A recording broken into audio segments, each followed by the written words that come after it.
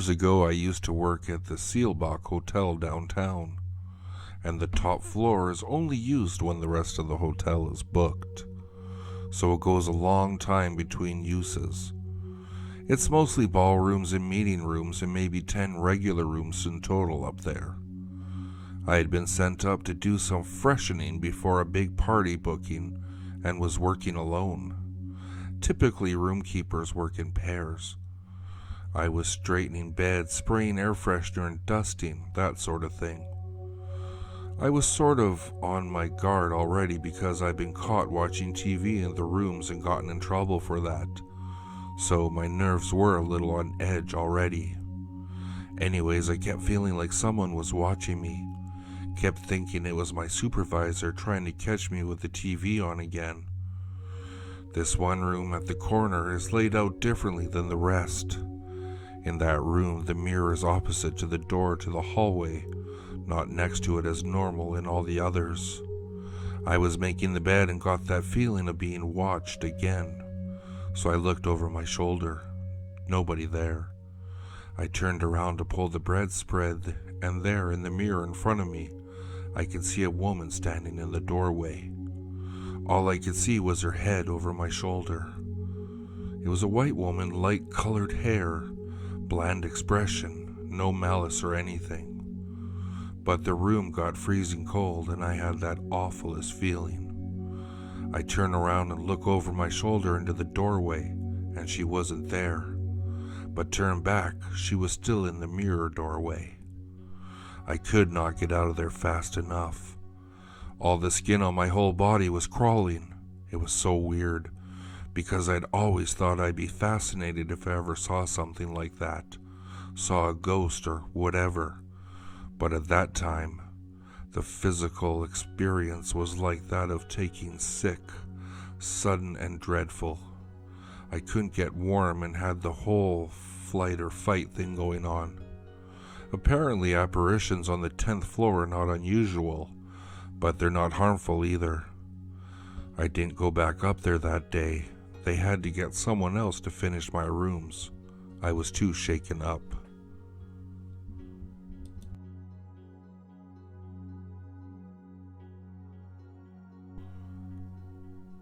Have you ever encountered with a spirit, an entity, or something paranormal, but you were not aware of it until someone told you so?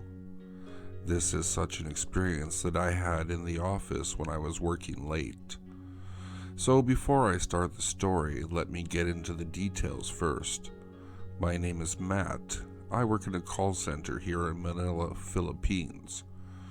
So since we had to adjust our schedule to the country we are catering, most of us in the call center would usually work the graveyard shift. So on with my story. I had this experience with a little boy in the elevator. He was about 3 feet tall and was always wearing blue. We would always share the elevator during my break at 3 a.m., and he would always go down on the 4th floor. My office was located on the 6th floor, and I would always bid him goodbye and he would just walk away without saying a word. There were times when I tried talking to him, but he would just put his head down and wouldn't talk. So I was scared that I might offend him with my talking, so every time I see him, I just keep quiet. So after a few encounters with the kid, I started thinking of certain things.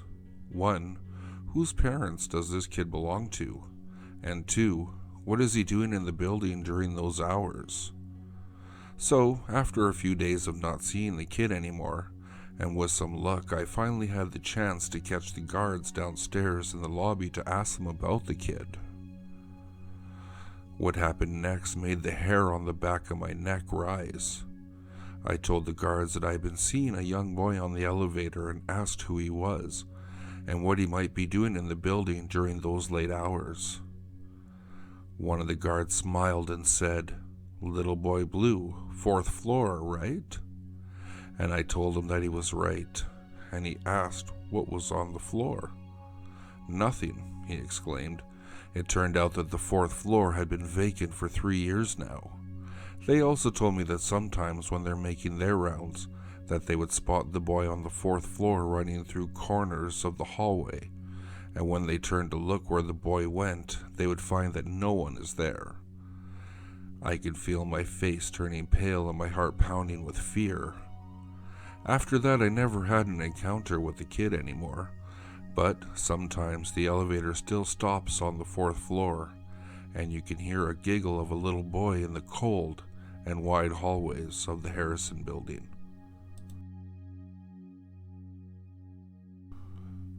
One night when I was in the bathroom to brush my teeth, I was nowhere near the sink and it turned on by itself and then turned off again. I got my toothbrush, looked in the mirror and saw nothing. I looked again and saw a white glare in the mirror that was behind me. I turned around and nothing was there. The light kept flickering on and off by itself. No one was in there with me. I opened the door and ran out. My sister said nothing happened to her in the bathroom. At night, when I had to go to bed, I kept tossing and turning. I was restless and kept thinking about the bathroom incident. I put the blanket over my head, but my feet were out and I felt as if someone was in the room with me. I felt someone was grabbing my toes, squeezing them gently. I was too scared to look. I couldn't move. It felt like I was paralyzed. I could feel someone on the bed with me. I was so scared it felt like someone was on top of me. I tried to scream, but it was holding my throat. I was still under my blanket and it was still on me. I kept trying to scream, but I couldn't. I also heard footsteps in my room. It finally stopped. I got out of my covers and my throat was in pain. I finally fell asleep and in the morning I was better. I told my sister, who didn't believe me. I could tell my mom secretly believed me. It happens to me every night. I'm so tired, I can never fall asleep. I keep asking my mom if we can move. I hate waking up every night.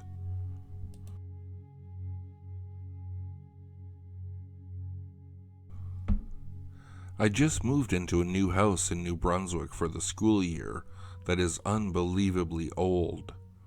Always when I be in the house on my own, fully knowing no one else was there, I would hear distinct footsteps from the floor above, traveling from one end of the house to another.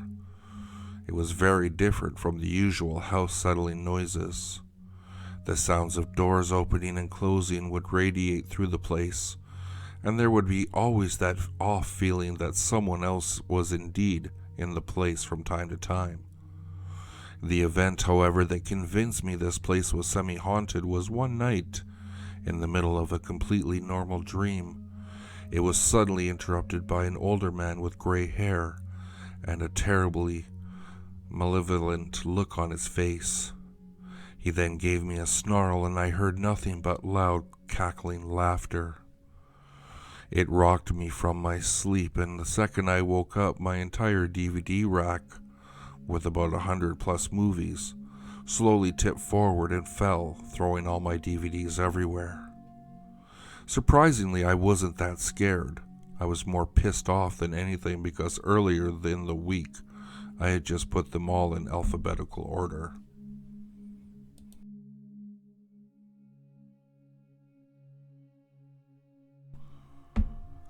When I was an infant, my family and I lived overseas. I think we were in Bulgaria at the time. My parents were out for the night while my brother and I were being babysat. Long story short, my mother woke up in the middle of the night to see relatives of hers who were deceased telling her to call home. She told me that she waited a few moments to make sure she was not dreaming, with them still telling her to call home. Well, she woke up my father, and of course the ghosts were gone.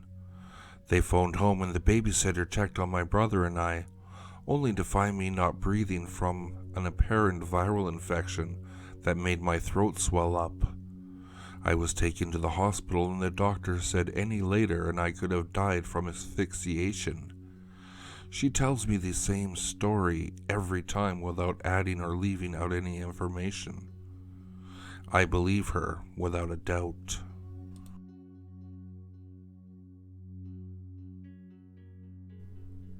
In February of 2006, I was in a park near downtown Nashville, Tennessee, and I saw a little boy about 4 or 5 years old. He was wearing bloody pajamas and looked like he had been crying. He vanished behind a mound of dirt. I saw him from a distance of about 10 feet. It was broad daylight and he looked very real, not vaporous or transparent at all. Later on, I found out that about 2 years ago, a 6-year-old little boy had been murdered by his mom's boyfriend. His body was dumped on that pile of dirt.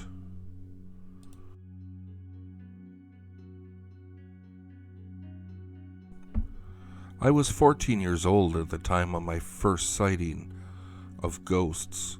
My father and stepmother had just purchased this old farmhouse outside of town, right next to the river in Sussex, England. It had a lot of land with it, including river rights. Being the oldest boy with 2 brothers and 3 sisters to look after, I was always the babysitter when my parents went out. It was one of those nights just after putting my brothers and sisters to bed that I could sense that I was being watched. I grabbed the poker, and after stoking the fire in the living room, I started checking all the rooms, still holding the poker in my hand. After not finding anything or anyone, I calmed myself down, put the poker back by the fireplace, and decided to go to bed. Coming out of the living room, I grabbed a hold of the banister and started making my way upstairs. Climbing the stairs, I looked up and then froze on the spot. There at the top was a transparent figure of a man dressed in pirate's clothing, looking right down at me. I could see right through him, as there was a picture on the wall behind him that was still visible. He was clean-shaven and wore a bandana on his head and a sword on his side. In his right hand was a wine goblet that he would drink from. He just stood there looking at me, and then he smiled. His mouth was moving as if he was speaking to me, but I couldn't hear him. He raised his goblet as if in toasting to me and drank from it. He then turned around and vanished through the wall. When I told my dad of what I saw, he just laughed and said that he also had a visit from him, and it wouldn't be the last. He then went on to explain that the farmhouse we moved into used to be a favorite place for pirates to hide out in many years ago, and still do.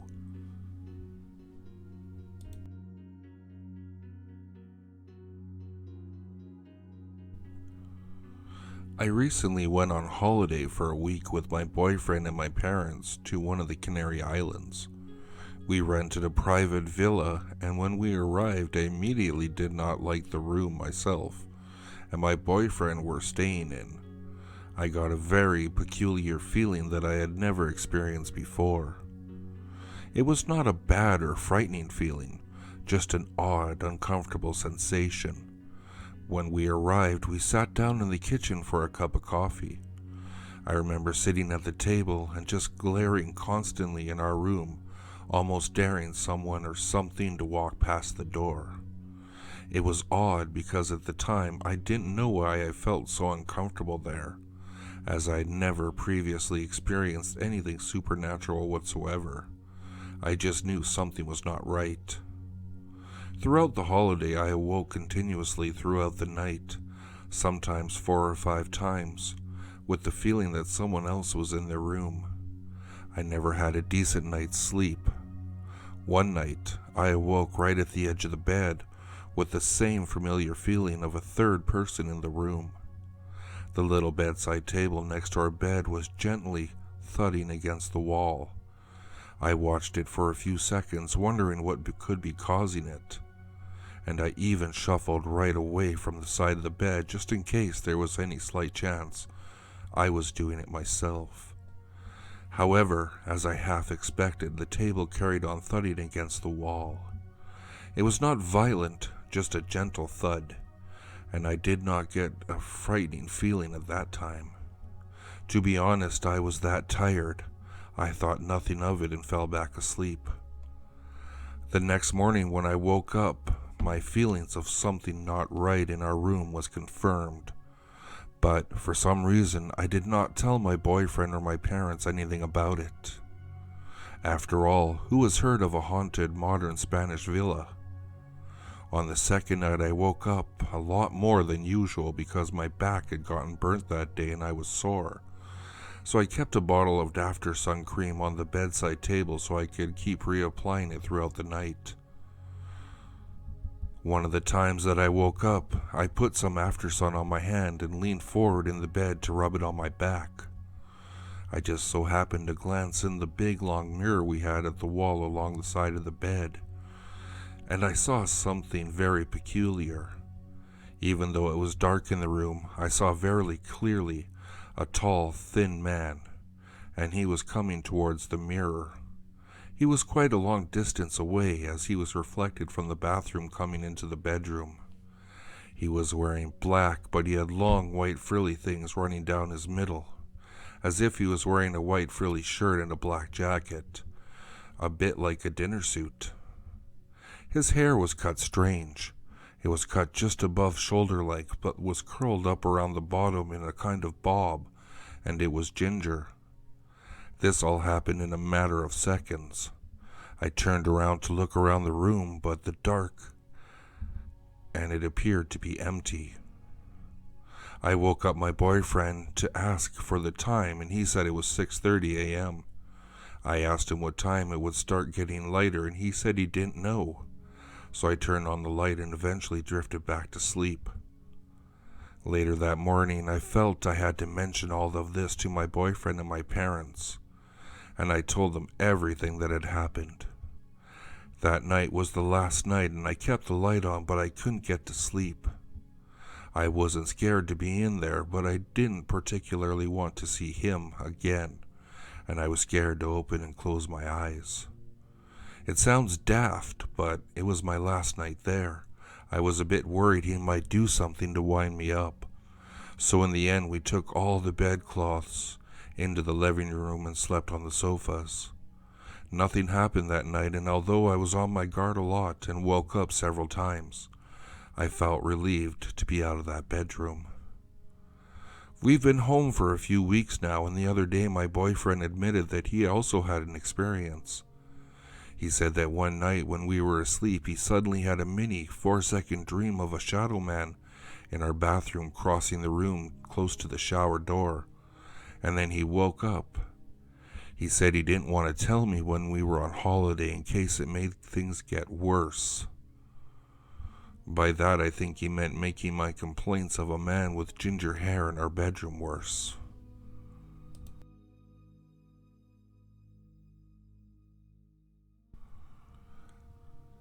My name is Melanie, and I'm a 13-year-old who has but one experience with the paranormal so far throughout my life. Here it is. I was 6 years old, and it was a normal November night for me. I was in bed by 8 p.m. sharp, as every night, but usually stayed up for an hour later. I was looking out my window as I had done at that time to get to sleep. I had always been scared of the dark, and I would be sure to cover my whole body up and only leave a small slit open so I could breathe. But on this night I'd been feeling brave and decided to take the covers off my head. Well, as I was looking out my window, I had felt a creepy feeling come over me and instinctively threw the covers over my head. After the feeling passed, I took the covers back off my eyes, and when they went straight to the window. There in that window were two huge blood-red eyes staring at me.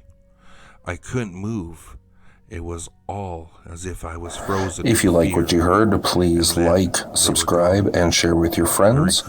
If you'd like to, you can follow me at Twitter. The handle is @FuzzyPantaloons, and I'll see you all next time. 4 years later, I was in my kitchen thinking about what had happened. My babysitter was watching me and